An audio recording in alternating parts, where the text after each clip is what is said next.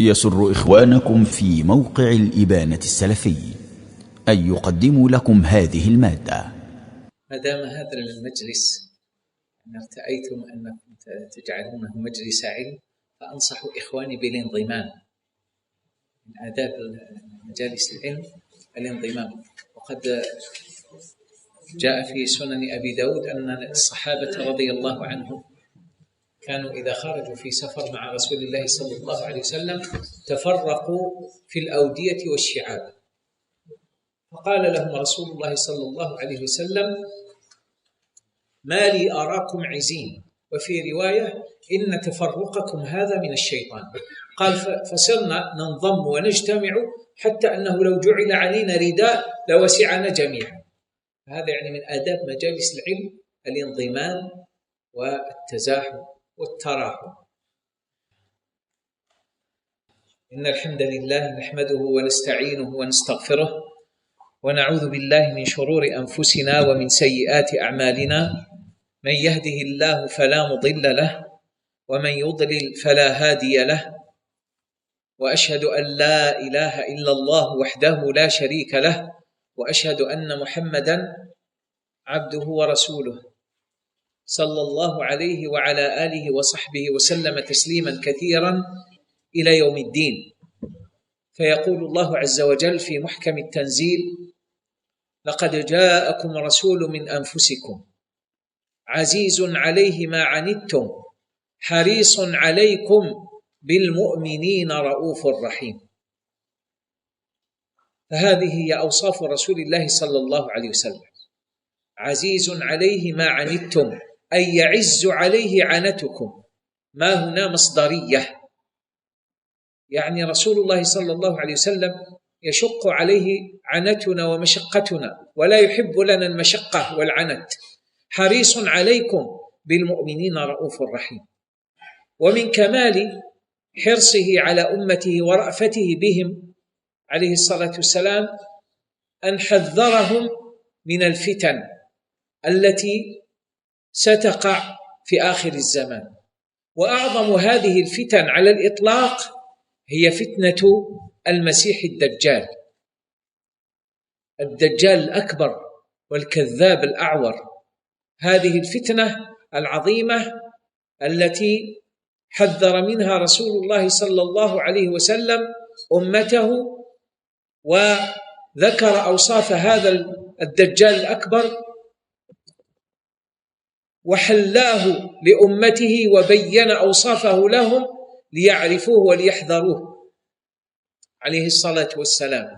وهذه الفتنة هي أعظم فتنة توجد على الأرض منذ خلق آدم، كما جاء في الحديث الصحيح: منذ خلق آدم إلى قيام الساعة لا توجد فتنة مثل فتنة الدجال. وما من فتنة قبل هذه الفتنة إلا تتضع أمام هذه الفتنة، كما جاء في الحديث الصحيح الذي رواه أحمد. وهذه الفتنة أيضا حذر منها الأنبياء جميعا عليهم الصلاة والسلام، كما جاء في الحديث الصحيح الذي رواه مسلم: ما من نبي إلا وحذر قومه منه، ما من نبي إلا وحذر قومه منه. وهذه الصيغة تدل على العموم وعلى يعني كل الأنبياء عليهم الصلاة والسلام حذروا أقوامهم من هذا المخلوق، وهو الدجال الأكبر والكذاب الأعور. وقد جاءت الأحاديث تترى في ذكر هذه الفتنة، حتى بلغ رواة أحاديث الدجال 40 صحابيا، بلغوا 40 صحابيا، كما ذكر ذلك الشيخ الألباني رحمه الله في جزئه الحديثي في حول يعني متعلق بهذه بقصة الدجال، قصة الدجال وخروج عيسى في آخر الزمان. وصنف قبله العلماء كتبا في التحذير من فتنة الدجال، منهم الإمام الذهبي، وقد والإمام ابن كثير في البداية والنهاية ينقل كثيرا من هذا الكتاب. وعقد الإمام ابن كثير في كتابه في تاريخه البداية والنهاية فصلا طويلا ذكر فيه أحاديث الدجال. وكذلك يعني هذه يعني الشيخ الألباني رحمه الله له كذلك عبد الغني المقدسي، الحافظ عبد الغني المقدسي الجماعيلي صاحب الكمال في أسماء الرجال، في أسماء رجال الكتب الستة، وقد هذبه الإمام أبو الحجاج المزي في كتابه تهذيب الكمال، ثم هذبه من بعده الإمام الذهبي والحافظ بن حجر في تهذيب التهذيب وتقريب التهذيب إلى آخره. فالإمام هذا عبد الغني المقدسي صاحب الكمال وهو أصل هذه الكتب كلها، يعني له كتاب في التحذير أو في يعني جزء حديث في أحاديث الدجال. إذن هذا الدجال فتنته عظيمة، وهو في الحقيقة يمر بثلاث مراحل. في أول الأمر يقدره الله عز وجل على أمور، ثم بعد ذلك يعجزه، ثم بعد ذلك يبطل أمره، كما أفاده القاضي عياض في شرحه على مسلم. القاضي عياض اليحصبي المغربي له كتاب، له شرح على مسلم، يقول بأن الله عز وجل يقدر الدجال يقدره الله عز وجل على أمور، يأمر السماء فتمطر، ويأمر الأرض فتنبت بإذن الله، ومعه جنة ونار، ويتبعه أهل المحلة فتدر مواشيهم، تدر ضروع مواشيهم وتنبت أرضهم، ويكفر به ولا يتبعه، يعني لا يتبعه أهل محلة أخرى فيصابون بالقحط ويصابون بالجفاف. فهذه كلها فتن من فتنته. وكذلك يعني يقتل شخصا ويحييه بإذن الله الدجال. إذن يقدره الله عز وجل على أمور في أول الأمر، ثم بعد ذلك المرحلة الثانية يعجزه. ذلك الشاب الذي يخرج إليه في المدينة من الشباب السلفي في المدينة، من أصحاب الإيمان الصادق واليقين الثابت، يخرج إليه ويقول له أنت الدجال، والحديث في صحيح مسلم. وهذا يعني قال النبي صلى الله عليه وسلم شاب ممتلئ شبابا، من الشباب، من أصحاب اليقين الصادق، من أصحاب الإيمان الصادق واليقين الثابت، يقول له أنت الدجال الذي حذرنا منه رسول الله صلى الله عليه وسلم. فيؤتى به ويأمر جنوده فيشبح، يعني يلقى على بطنه، ثم يعني يضرب على بطنه وصدره، ثم يشق نصفين، يأمر بشقه نصفين، ثم بعد ذلك يأمر يعني يحييه بإذن الله عز وجل. فيقوم ذلك الشاب فيقول ما ازددت فيك إلا بصيرة، أنت الدجال الذي حذرنا منه رسول الله صلى الله عليه وسلم. فيريد أن يقتله مرة ثانية فلا يستطيع، يعجزه الله عز وجل. في أول الأمر يقدره على أشياء، وهذه سنة كل مبطل. في أول الأمر يظهر وكذا، ولا بد تتخذ موقف مع الدجال، يعني كل من يراه يمشي معه. ثم تأتي مرحلة ثانية يعجزه الله عز وجل ولا يستطيع أن يقتل ذلك الشاب، ويجعل الله عز وجل له في نحاسا بين رقبته إلى ترقوته فلا يستطيع أن يقتله. ثم بعد ذلك يبطل الله عز وجل أمر هذا الدجال لما يخرج عيسى عليه الصلاة والسلام ويعني ويصلي صلاة الفجر مع المسلمين، ويأمهم في تلك الصلاة المهدي محمد بن عبد الله الذي هو أحد المجددين، وهو من أبناء فاطمة بنت رسول الله صلى الله عليه وسلم، محمد بن عبد الله المهدي، وهو غير مهدي الروافض الذي هو محمد بن الحسن العسكري. الرافضة يريدون أن يلبسوا على المسلمين، يقولون أنتم تقولون بالمهدي، لا، مهدينا هو محمد بن عبد الله، ومن أمين يوافق اسمه اسم رسول الله صلى الله عليه وسلم، واسم أبيه اسم أبي رسول الله صلى الله عليه وسلم، وهو من أبناء فاطمة، من أبناء الحسن.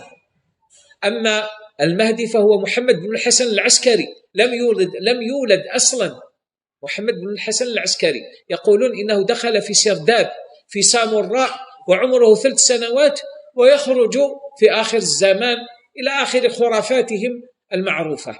فإذا هذا الدجال يعني يحاول أن يقتل هذا الرجل فلا يستطيع. ثم بعد ذلك إذا خرج عيسى عليه الصلاة والسلام في آخر الزمان وصلى الفجر خلف إمام المسلمين ويطلبون منه أن يؤمهم، فيقول لهم بعضكم أمراء بعض تكرمة من الله لهذه الأمة، فيقول افتحوا الباب فإذا خلفه الدجال ومعه اليهود.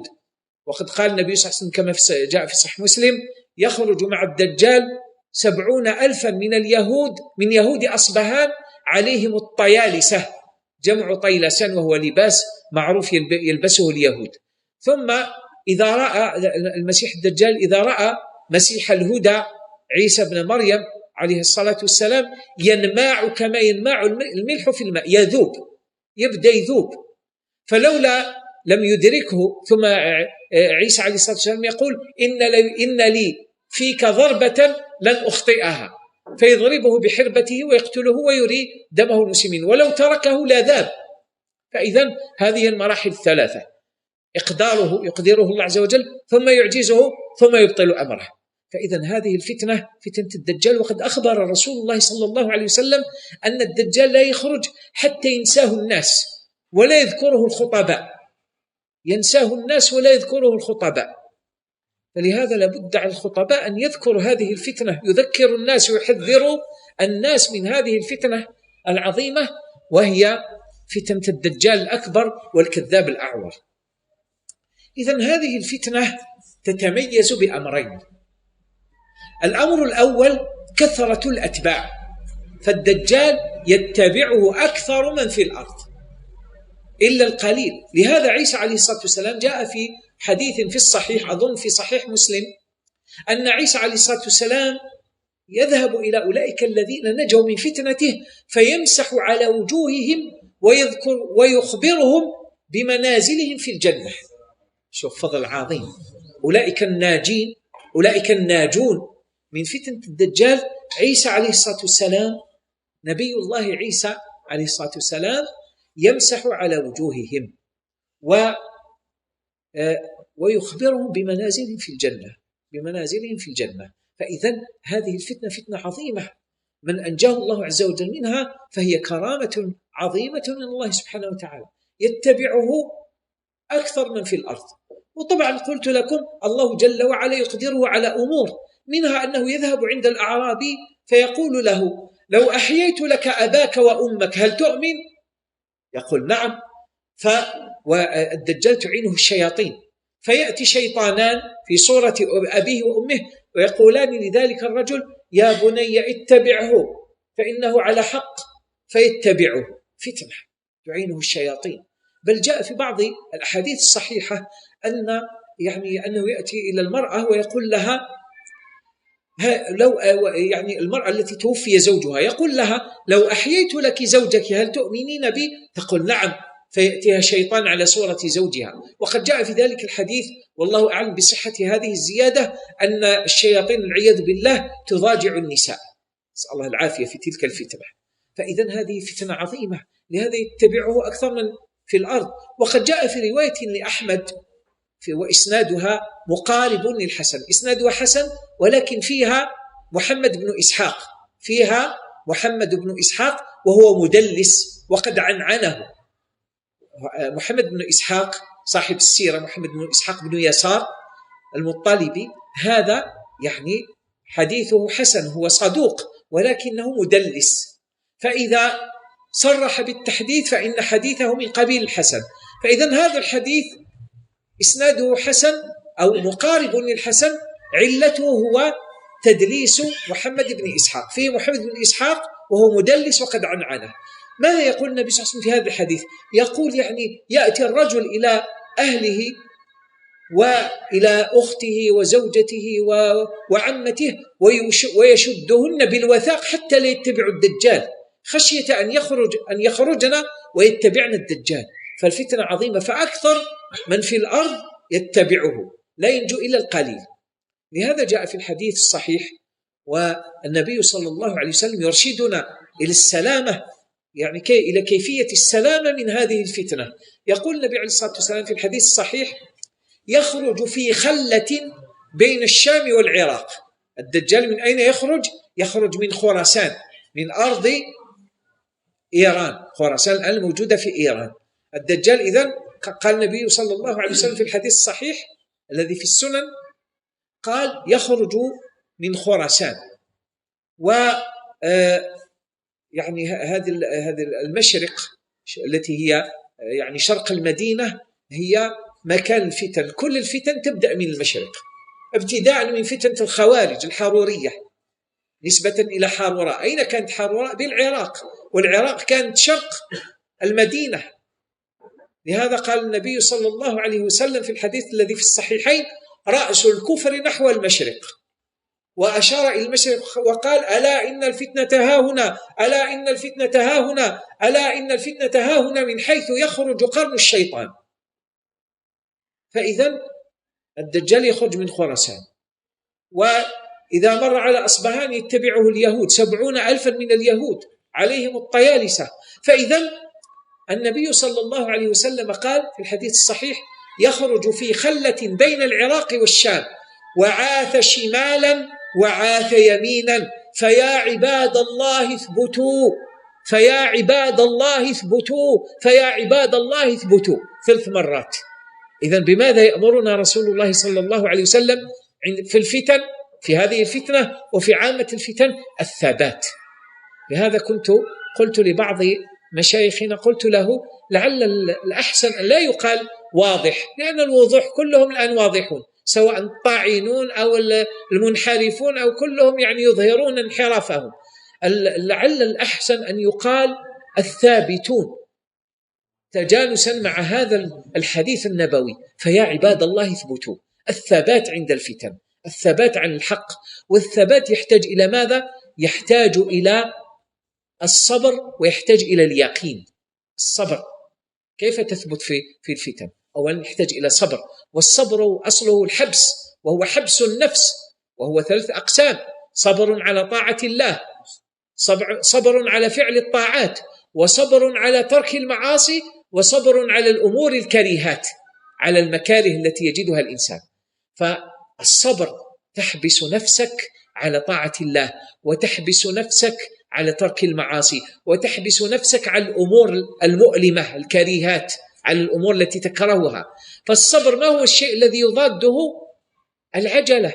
الصبر يضاده العجلة والتهور والتسرع، وهذه الأمور كلها تضر بالإنسان في الفتن. الإنسان إذا جاءت فتنة يصبر ويحبس نفسه ويتريث ويقول: لا بد أن أنظر ولا أتسرع حتى أنظر جيدا ما هو كقول أهل العلم فيها، وما هو يعني ما هي حقيقة هذه الفتنة، وإلا أنا أعبد الله تعالى، لست مأمورا بالدخول في الفتن، أعبد الله عز وجل وأطلب العلم وأحفظ لساني وأدعو الله تعالى أن يهديني لما اختلف فيه من الحق بإذنه، وأتريث. وضد هذا التهور والتسرع والعجلة، يدخل مباشرة.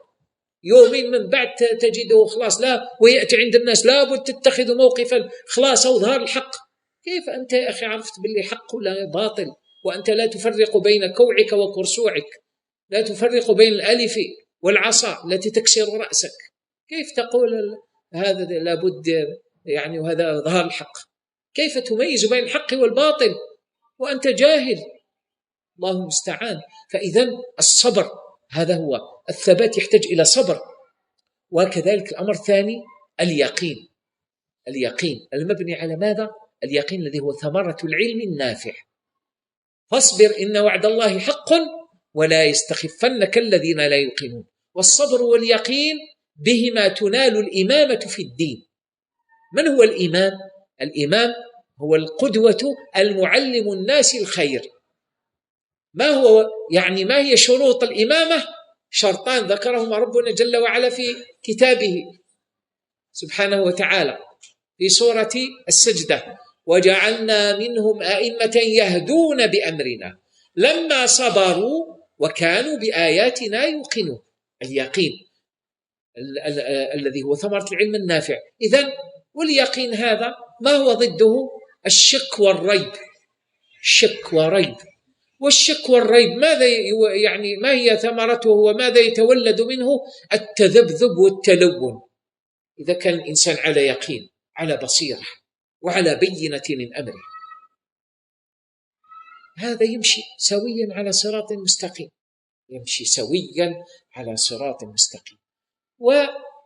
والمتذبذب مرة هكذا، مرة هكذا، مرة الحق هنا، مرة يقول لك لا الحق هنا، مرة يقول لك كلهم مخطئون، مرة يقول لك والله ما أدري، مرة تجرفه الفتنة فترميه في بحرها وفي أمواجها المتلاطمة، تتلاطم يعني تقذف به الأمواج يمنة ويسرا، بخلاف صاحب اليقين الثابت أولا يصبر ويتريث، وإذا تبين له الحق يمشي على طريق واحد بتريث وبعلم.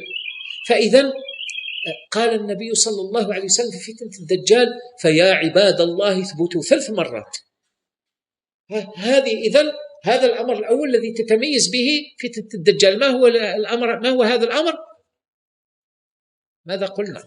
كثرة الأتباع. الدجال يتبع أكثر من في الأرض، ولا ينجو إلا القليل بحكم يعني الشبهات التي يلقي بها. وهذا الأمر الثاني. هذا إذن الأمر الأول كثرة الأتباع. الأمر الثاني كثرة التلبيسات. هذا الأمر الثاني الذي تتميز به فتنة المسيح الدجال، مسيح الضلالة الأعور الكذاب الذي يدعي الربوبية مع نقص ظاهر في جسده، أعور العين اليمنى والثانية كأنها عنبة طافية، عنبة طافية، وفي رواية كأنها نخامة في جدار، ومكتوب بين عينه كافرة. مع هذا يتبع أكثر الناس. يقول الشيخ ابن عثيمين: هذا دليل على ذهاب العقول في الفتن. تدخل الآن كيفاش واحد أعور العين اليمنى وعينه الأخرى كأنها عنبة طافية، يعني عيب ظاهر، نقص ظاهر، ويدعي الربوبية ويقول أنا رب العالمين ويتبعه أكثر الناس. هذا دليل على ماذا؟ على ذهاب العقول في الفتن. هذا لابد من الانتباه لهذا الأمر، مهم جدا. في الفتن العقول الإنسان ما يوليش يفكر مليح، وهذا واقع في الفتن كلها.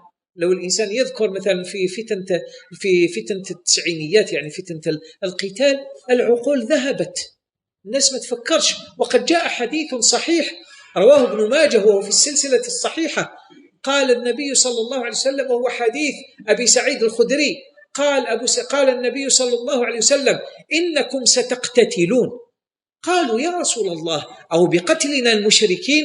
قال: لا، ولكن بقتل بعضكم بعضا، حتى يقتل الرجل أباه ويقتل أخاه ويقتل جاره. شوف هذه الفتنة، يقتل أباه ويقتل أخاه ويقتل جاره. قال الصحابة تعجبوا، قالوا: يا رسول الله، أومعنا عقولنا يومئذ؟ هذا هو السؤال الواجه، يعني نكون نحن في عقولنا. قال: لا، بل تذهب عقول أصحاب ذلك الزمان، بل تذهب عقول أصحاب ذلك الزمان ويحسبون أنهم على شيء وليسوا على شيء، أو يخلف لهم هباء يحسبون أنهم على شيء وليسوا على شيء. فإذا ذهاب العقول في الفتن يقول للإنسان ما يفكرش مليح. لهذا لابد الإنسان يحذر ويتهم نفسه ويتهم عقله ويتريث في الفتن ولا يتسرع. دائما الإنسان عليه بالصبر والتريث ويعني والسؤال، سؤال أهل العلم، وعدم التسرع. بارك الله فيكم. فإذا هذه الأمر الثاني الذي تميز به فتنة الدجال هو كثرة الشبهات، كثرة التلبيسات. لهذا روى الإمام أحمد وأبو داود في سننه، والحديث صححه الشيخ الألباني، يقول النبي صلى الله عليه وسلم: من سمع منكم بالدجال فلينأ عنه. من سمع منكم بالدجال فلينأ عنه. مش معنى فلينأ عنه؟ يعني يبتعد، بعد عليه. إذا سمعت به ما تروحش، إياك أن تذهب إليه، بل يبتعد عنه ولا تذهب إليه. قال فإن الرجل يأتيه وهو يحسب أنه مسلم، وفي رواية وهو يحسب أنه مؤمن، فلا يزال حتى يتبعه لما يبعثه به من الشبهات. يروح يقول لك غير نشوف، نروح أنا غير باش نشوف واش هذا حكاية الدجال هذا، هاي الناس. ولا يجيه واحد يقول له تعال لتنظر بعينيك، ويقول لا، يقول له هاي ظهرت خلاص أو ظهر الحق، لابد تتخذ موقف. كيف؟ أروح تشوف بعينك، تعال ترى بأم عينيك، ترى حاله. يذهب يقول لا هذا كذاب يدعي الربوبية، الدجال يصدقه. يذهب إليه فيرى تلك الشبهات والتلبيسات، فإذا به يتبعه ويتخذ موقفا معه. فإذا قال النبي صلى الله عليه وسلم قال من سمع منكم بالدجال فلينأ عنه، 3 مرات يكررها في رواية مسند الإمام أحمد. من سمع منكم بالدجال فلينأ عنه، من سمع منكم بالدجال فلينأ عنه، من سمع منكم بالدجال فلينأ عنه. إذا 3 مرات. والأولى فيا عباد الله اثبتوا، فيا عباد الله اثبتوا، فيا عباد الله اثبتوا. إذا الثبات والابتعاد عن الشبهات والتلبيسات. هكذا في الفتن الإنسان عليه أن يبتعد عن التلبيسات والشبهات، مش يذهب إليها ويستمع إليها ويحضر مجالسها ويبحث عنها في النت ثم يقول أنا ما عنديش جواب لهذا شبهة، ما عنديش جواب. طبعا الشبهات مصدرها من الشيطان، شبهة تجيب عنها لا سيما مع نقص العلم، وشبهة أخرى لا تجيب عنها، وإذا لم تجيب عنها قد تخالط قلبك وقد يتشربها قلبك، والقلب يتشرب الشبهات كما ذكرنا في مجلس الندية، في مجلس الأخ عبد الرزاق، في مجلس الأخ عبد الرزاق حفظه الله هو معنا الآن. القلب قال النبي صلى الله عليه وسلم تعرض الفتن على القلوب كالحصير عودا عودا، فأي قلب تشربها نكتت فيه نكتة سوداء تشربها. إذن القلب يتشرب الشبهات والفتن، فلا بد من الحذر. لهذا قال الإمام الذهبي القلوب ضعيفة والشبه خطافة، فلا تعرض نفسك إلى الشبهات. كما أخبرني بعضهم قال بعض الشباب يذهب ويأخذ الشبهات ثم يقول يرسلها إلى غيره يقول أجب عنها، ما عنديش جواب، ماذا بك أجب عنها، والثاني أيضا ما عندوش جواب، وهكذا. وش اداك؟ ما الذي حملك على تتبع هذه الشبهات؟ كالذي يلقي نفسه في البحر وهو هائج، فإذا ألقى نفسه في البحر وهو هائج لا شك أنه سيجرفه ويغرقه، يصبح غريقا صريعا في أعماق البحار. فإذا قال النبي صلى الله عليه وسلم ابتعد عن الشبهات ولا تتتبعها. هذه هي إذن كثرة الأتباع وكثرة الشبهات. ما هو العلاج؟ الثبات، وذلك بلزوم الصبر واليقين، وكذلك الأمر الثاني الابتعاد عن الشبهات. هذا هو لهذا كما قلت لكم الإمام الذهبي يقول القلوب ضعيفة والشبهات خطافة. القلوب ضعيفة والشبهات خطافة. لهذا نجد كبار الأئمة مثل سفيان الثوري الإمام العلم، إمام أهل الكوفة، سفيان بن سعيد بن مسروق الثوري من أئمة الدنيا، شيخ الإسلام.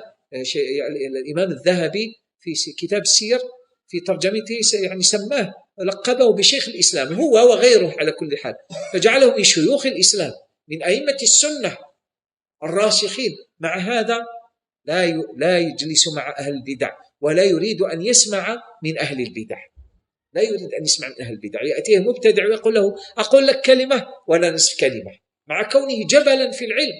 فكيف بمن هو يعني ضعيف في العلم ويعرض سمعه للشبهات؟ تأتي شبهة من هنا وقلبه ضعيف، وشبهة من هنا شبهة من هنا، يستمع ويتتبعها، إذا به يجد نفسه والعياذ بالله انحرف عن الصراط المستقيم. لهذا يعني فسر الصحابة قوله سبحانه وتعالى وأن هذا صراطي مستقيما وأن هذا صراطي مستقيما فاتبعوه ولا تتبعوا السبل فتفرق بكم عن سبيله. قالوا السبل هي البدع والشبهات، البدع والأهواء المبنية على الشبهات، فلا بد من الحذر. فإذا نستفيد من هذه من قصة الدجال وهذين الأمرين اللذين تتميز بهما، وهو كثرة الأتباع وكثرة التلبيسات. ذكر رسول الله صلى الله عليه وسلم أمرين: الثبات واجتناب الشبهات، اجتناب هذه التلبيسات وعدم سماعها. أحيانا الإنسان يقول أنا أعرف هذه الأمور ويذهب ويستمع إليها ويتتبعها، إذا به يجد قلبه مريضا، يقول لعله، وما يدرك، لعله صح ما هذا الأمور التي يقولها هؤلاء الملبسون المنحرفون، لعله حق، فتلتبس عليه الأمور. لهذا كما قلت لكم قال النبي صلى الله عليه وسلم في هذا الحديث الذي رواه أبو داود ورواه أحمد: من سمع منكم بالدجال فلينأ عنه، يعني ليبتعد عنه، فإنه يأتيه وهو يحسب أنه مؤمن، وفي رواية أنه مسلم، يأتيه يقول أنا نشوف برك، ما نشوف الدجال وأنا مؤمن. طبعا هذا يدعي الربوبية، كذاب واضح. قال فلا يزال حتى يتبعه لما يبعثه به من الشبهات. والحديث صححه الشيخ الألباني رحمه الله. فإذا لا بد من الحذر. نسأل الله سبحانه وتعالى أن يهدينا لما اختلف فيه من الحق بإذنه، والله تعالى أعلم. سبحانك اللهم وبحمدك، أشهد أن لا إله إلا أنت، أستغفرك وأتوب إليك. ولمزيد من المواد العلمية يرجى زيارة موقع الإبانة السلفي.